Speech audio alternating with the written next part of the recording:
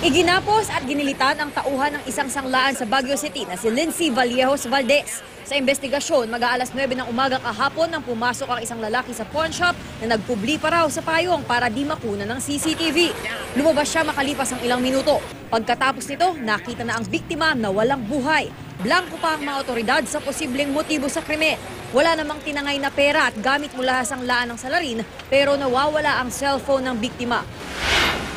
Isang linggong minanmanan bago sinalakay ng mga pulis ang apartment na ginagawa umanong pasugalan sa Los Baños, Laguna.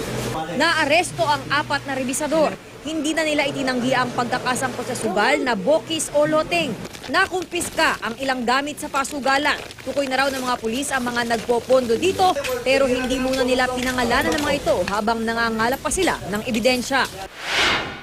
Kararating lang sa bahay ni Bartolomeo Soreño ng pagbabarilin ng 4 na lalaki sa Gihulngan, Negros Oriental.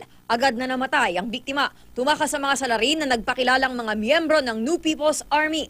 Si Soreño ay bodyguard ng isang barangay captain na pinaslang din ng mga nagpakilalang NPA noong Biyernes lang. Para sa unang balita, Athena Imperial reporting.